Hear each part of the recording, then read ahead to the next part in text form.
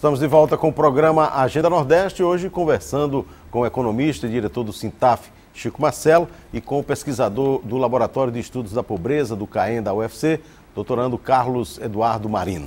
Eu queria retomar naquilo que, de fato, Marcelo, pode ser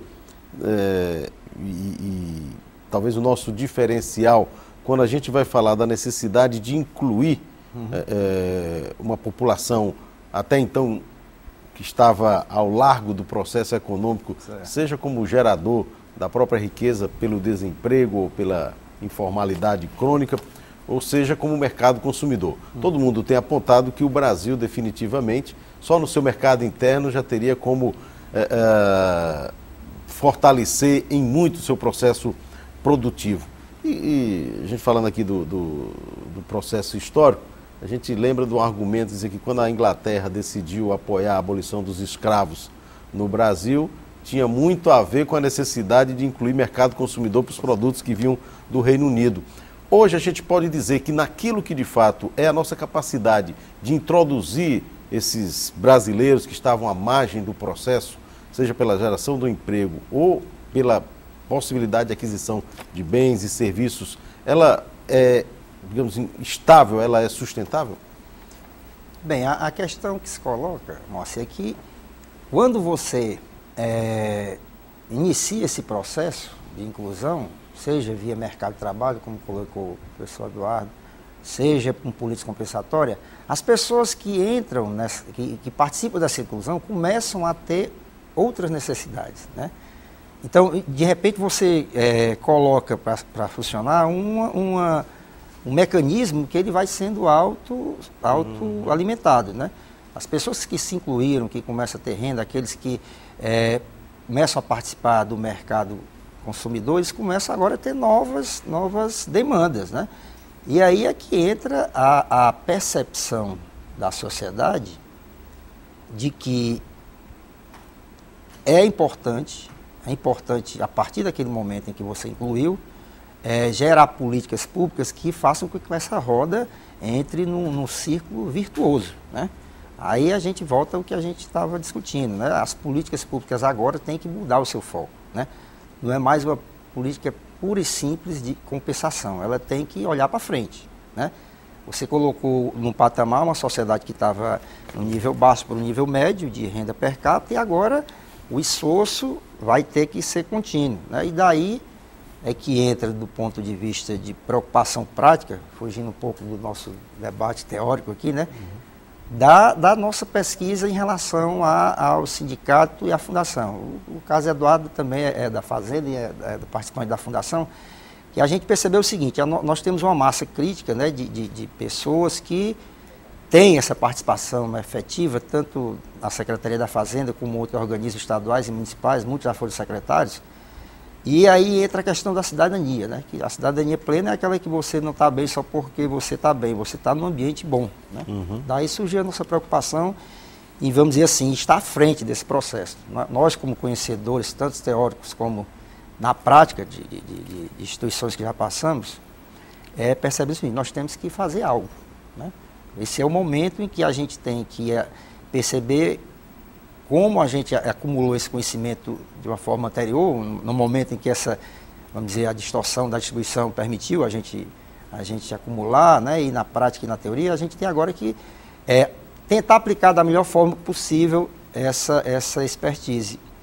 E a gente chegou à conclusão, né, Eduardo, que o momento é fantástico porque você está justamente nesse ponto de inflexão do Brasil, da região Nordeste, e particularmente do Ceará, né? O Ceará tem aí, vamos dizer, encomendados, né, aí 4 projetos estruturantes fantásticos, né? O Complexo Portuário Industrial do Porto Pecém, temos aí a perspectiva da Ferrovia Norte-Sul, temos a perspectiva da transposição, temos a perspectiva que já está implantada, que é o Cinturão Digital. Então, esses quatro eixos são infraestruturas básicas que vão, se bem utilizados, dar um salto de qualidade na cidadania, visto dessa forma, né? De inserir cada vez mais o cidadão produtivamente na sociedade e senhor da sua vida. Então, essa preocupação do trabalho, da pesquisa e do projeto que o sindicato e a fundação teve, juntamente com a participação da convênio com a Assembleia e da Universidade e Parlamento, é justamente nessa ideia de a gente tem que estar à frente do processo, né? Chegou o momento de a gente partir para outro tipo de política pública. E a ideia é justamente essa, a gente, vamos dizer, com a nossa expertise, destravar esse estado meio de calmaria e cutucar para que a gente faça com que as gestões públicas, de forma geral, percebam essa necessidade. Na verdade, quando ele fala calmaria, parece um eufemismo para uma coisa que a gente meio agoniadamente gosta de contestar, assim, quase com uma letargia com relação a alguns problemas históricos. Não quis usar esse termo. Que a gente teve durante muito tempo, Eduardo. Por exemplo, se a gente for falar hoje de alguns dos mecanismos que adotamos historicamente no combate, nós estamos encravados no semiárido do Nordeste, e toda a nossa dificuldade de convivência com episódios que são cíclicos, né, como a seca, a gente vê mitigado agora um pouco o impacto desse flagelo por conta de condições mínimas de sobrevivência no sertão, não desobrigando da busca permanente por resolução para esse problema. Quando se fala de cinturão digital, a gente tem um outro cinturão das águas que deveria estabelecer mecanismos mais eficientes de transferência e interligação de bacias. O que é que de fato a gente pode atribuir de importante nesse momento em que, já que não, embora rebanho sendo dizimado, população ainda dependendo do carro-pipa, mas para a gente não perder esse momento histórico, o que a gente pode agregar ainda de provocação no bom sentido, aqui as políticas públicas ou o engajamento da academia, da própria sociedade, sinalize para a resolução, se não definitiva, pelo menos mínima, de problemas como esse? Como você bem colocou, Moacir, nós estamos enfrentando aqui no Nordeste uma das maiores secas dos últimos tempos, né?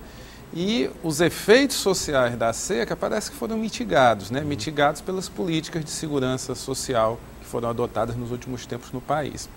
Mas é evidente, né, que precisamos tomar medidas que façam com que a região Nordeste seja menos dependente da agricultura, independente dos investimentos estruturais que você colocou, como uma melhor distribuição da água, né?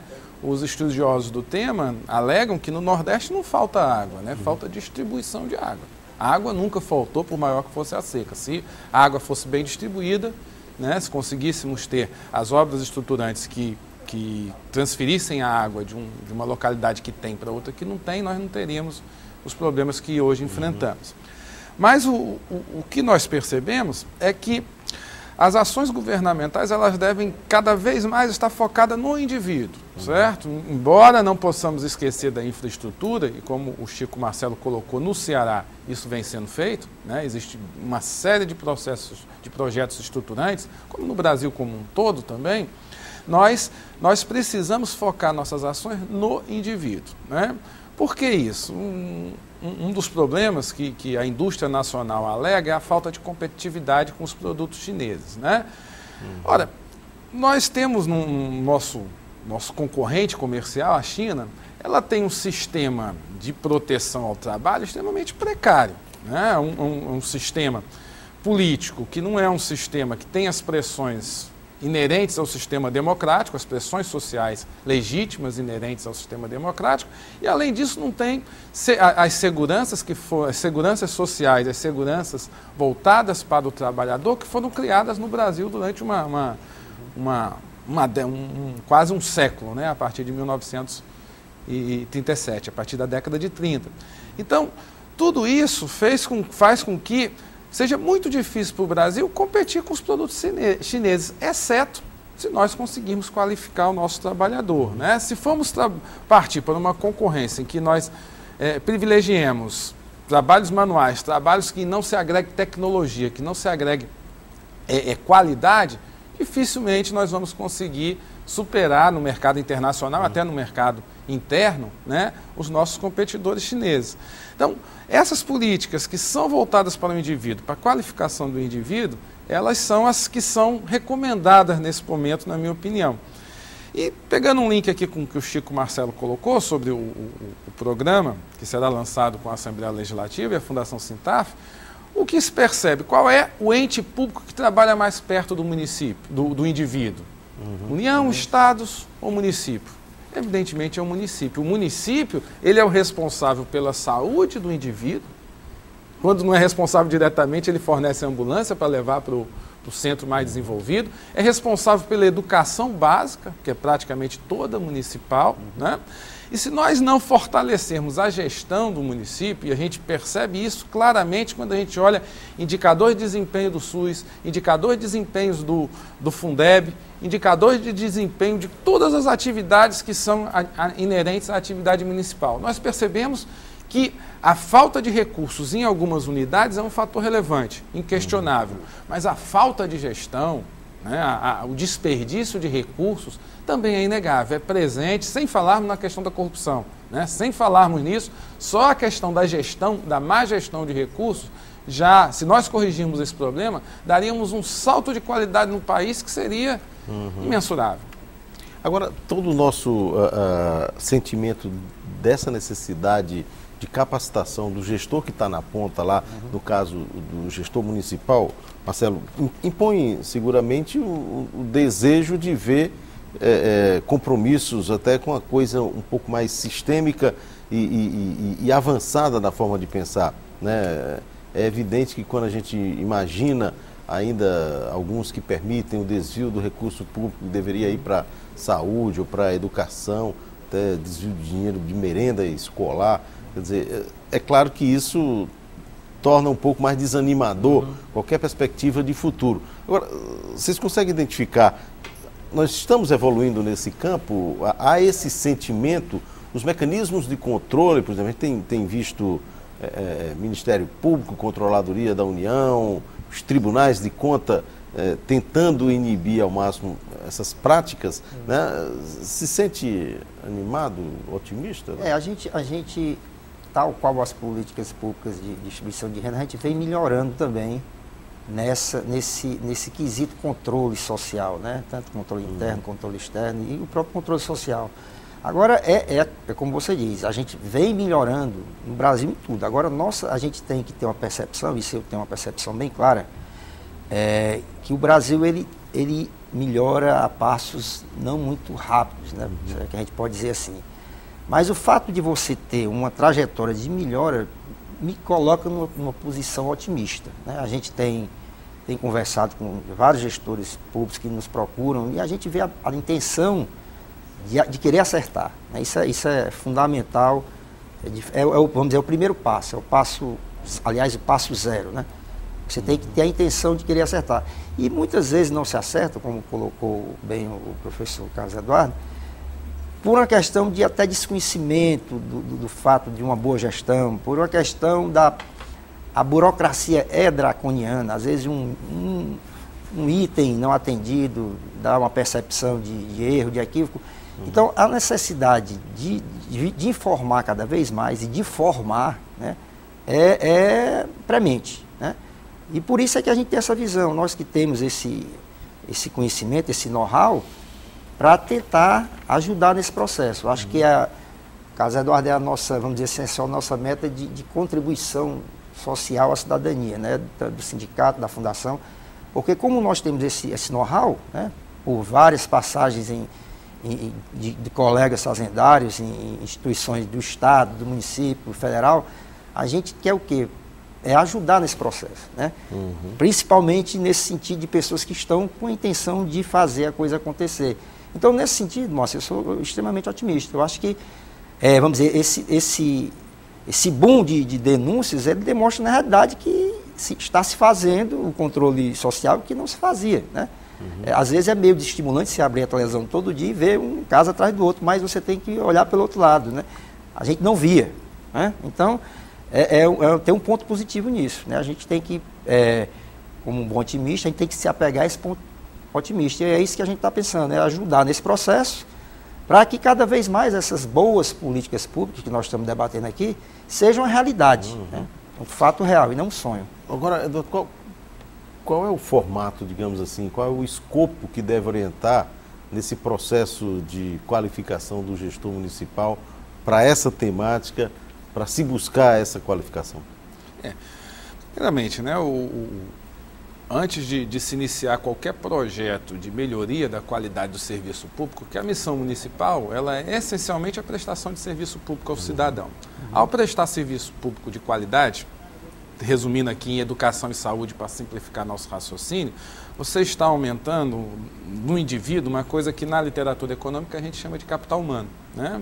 Ele tem mais saúde, ele tem mais conhecimento adquirido através da educação, ele vai, quando for inserido, se for uma criança, se for um adulto, ele automaticamente é inserido no mercado de trabalho e consegue obter uma renda e uma renda melhor, porque a renda ela está plenamente associada ao conhecimento, isso aí existem trabalhos empíricos que demonstram completamente esse fato, e se for uma criança, ela fica mais preparada para, ao ingressar no mercado de trabalho, obter uma renda de melhor qualidade. Então, esses serviços públicos prestados pelos municípios, eles são de fundamental importância para o presente, evidentemente, né, para que a sociedade viva de uma maneira mais harmônica, de uma maneira mais justa, né, ou seja, tanto a classe média que não precisa desses serviços públicos, como a classe alta que também não precisa desses serviços públicos, as pessoas que hoje precisam de educação pública e de serviços de saúde público estejam em condições de igualdade para competir no mercado de trabalho ou em qualquer outra situação na vida, né? Agora, para os municípios atuarem com eficiência nessa prestação de serviços, o primeiro elemento que ele precisa é conhecer suas necessidades, né? Conhecer suas demandas, e o segundo é criar um sistema de avaliação. Sem avaliação, nós não chegaremos a lugar nenhum. Existem esforços nacionais de avaliação, criando índices, muitas vezes falhos, né? Mas é melhor avaliar errado do que não avaliar. Essa é a minha perspectiva. Um sistema sem avaliação não permite você dizer se esse sistema, se for uma política pública, se essa política pública deu certo, se essa política pública deu errado. Então você precisa fazer um esforço para aumentar a qualidade do serviço, né? E esse esforço ele precisa ser mensurado, um sistema de avaliação, mensurado. Né? E a gente não vê esforços municipais nesse sentido. A gente vê esforços federais, principalmente esforços federais, um ou outro esforço estadual, né? De criação de índices que avaliem escolas, que avaliem hospitais, que avaliem o próprio município, né? Então, pegando esse link, uma das pesquisas que foram realizadas pelo Laboratório de Estudos da Pobreza, que será lançada, né, daqui a pouco, na próxima semana, né, Chico? Dia 15 de março, na Assembleia Legislativa. 15 de maio, desculpe. É uma pesquisa que associa a eficiência da administração tributária, faz um esforço para medir a administração tributária, a eficiência da administração tributária dos municípios, né, e associa essa eficiência ao nível de pobreza naquele município, né? A maior conclusão do trabalho é que durante a década de 2000, né, aqueles municípios que conseguiram progredir de maneira mais eficiente, né, na sua administração tributária, né, e progredir de maneira mais eficiente na administração tributária significa arrecadar mais, né? Aqueles que conseguiram arrecadar mais recursos próprios através de seus impostos municipais foram aqueles mesmos, né, que tiveram a maior redução na pobreza. Essa amostra tem 86 municípios e essa correlação ficou muito forte no trabalho que foi desenvolvido. A hipótese que está por trás disso, por que o município cobrar imposto de maneira mais eficiente e, evidentemente, em maior quantidade, gera redução na pobreza. Para a gente gera maior redução na pobreza. Para a gente analisar esse fato, a gente precisa lembrar quais são os impostos municipais, né? Quais são os impostos que, sobre a Constituição Federal de 88, ficaram de responsabilidade dos municípios. O IPTU, né? O ISS e o ITBI. O IPTU é um imposto que todos conhecem, né? Que todos nós pagamos. Quem tem uma residência paga, mesmo que seja um locador, paga o IPTU, né? O ITBI é um imposto que incide sobre a transferência de imóveis. Toda vida que você vende um imóvel, você tem a obrigação de pagar o ITBI. E o ISS é um imposto que incide sobre os serviços, né? Um serviço médico, ou seja, uma consulta médica deveria pagar ISS, uma consulta ao advogado deveria pagar o ISS. Vocês percebam que esses impostos atingem qual setor da sociedade, né, em termos proporcionais? São impostos que a gente chama na literatura econômica de impostos progressivos, que atingem mais, que podem, se bem formulados, atingir de maneira mais forte as pessoas que têm uma renda maior.